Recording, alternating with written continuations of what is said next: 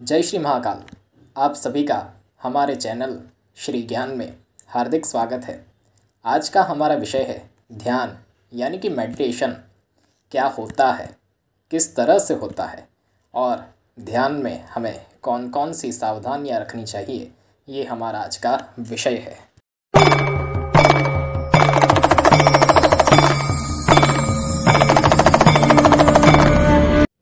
सबसे पहले हम ये जानेंगे कि वास्तव में ध्यान है क्या। तो महर्षि पतंजलि कहते हैं कि तत्र प्रत्येकतान्ता ध्यानम, मतलब जहाँ चित्त को लगाया जाए और उसी में वृत्ति का एकातर चलना ही ध्यान है। आसान भाषा में समझे तो किसी चीज़ पर आपको पहले तो कंसंट्रेशन यानी कि धारणा की क्रिया करनी है। ये देखिए, यहाँ पर कंसंट्रेशन और मेडिटेशन दोनों अलग है। पहले कंसंट्रेशन होता है और उसके बाद ही ध्यान यानी कि मेडिटेशन की प्रक्रिया शुरू होती है। तो सबसे पहले आपको अपने शरीर के कोई हिस्से या बाहर की कोई चीज़, फोटो, यंत्र आदि, जिससे भी आपको मेडिटेशन करना हो, उस पर आप पहले कंसंट्रेशन करिए। और जब आप संपूर्ण रूप से कंसंट्रेशन कर लगे तो आपके दिमाग में कोई विचार नहीं आएगा। और उसके बाद आपने जिस भी चीज़ पर कंसंट्रेशन किया हो उसके अंदर ही अंदर आपको जाना है, मतलब उसके बारे में ही सोचना है। इससे ही सिंपल भाषा में हम ध्यान यानी कि मेडिटेशन कहते हैं। अब ध्यान करने के भी कई तरीके हैं। पहले होता है सिंपल ध्यान, जिसमें कोई मंत्र आदि नहीं होता, केवल उस चीज़ पे कंसंट्रेशन कर ध्यान करना होता है। दूसरा होता है मेडिटेशन विथ मंत्र, यानी मंत्र उच्चारण के साथ ध्यान। ये पहले वाले ध्यान से काफ़ी फ़ायदेमंद होता है, लेकिन इसमें आपको मंत्र में सावधानी रखनी है। आजकल लोग ज़्यादातर प्रणव से ही मेडिटेशन करते हैं। प्रणव यानी कि जो आपको अभी स्क्रीन के ऊपर दिख रहा है उसे प्रणव कहते हैं। दुनिया में सबसे खतरनाक चीज़ ये प्रणव है। इसको कभी भी हमें सिंगल नहीं बोलना चाहिए, मतलब आप अकेले प्रणव का उच्चारण नहीं कर सकते। आप इसके साथ कोई मंत्र आदि कर सकते हैं।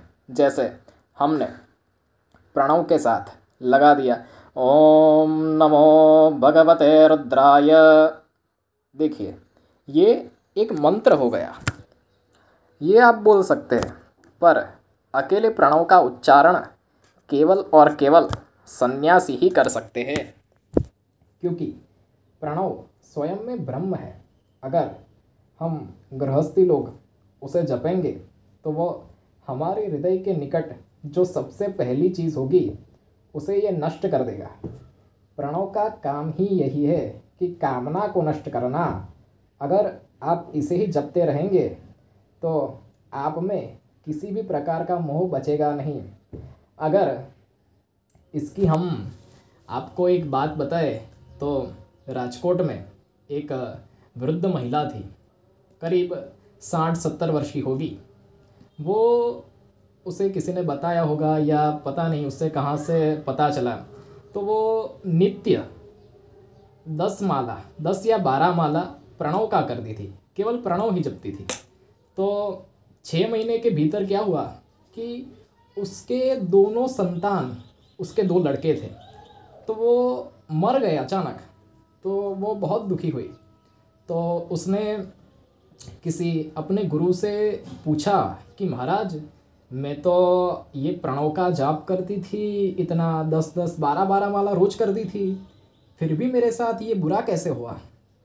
तो स्वामी जी जो थे उन्होंने सब पता लगाया और पूछा कि आप केवल अकेले ही जप करती थी, प्रणव का ही सिर्फ करती थी। तो उन्होंने कहा हाँ, कि मैं सिर्फ प्रणव ही जपती थी। तब जाकर उन्होंने उसको समझाया कि प्रणव का जप केवल और केवल सन्यासी ही कर सकते हैं। इसके अलावा गृहस्थी लोगों को इसका जाप करना नहीं चाहिए।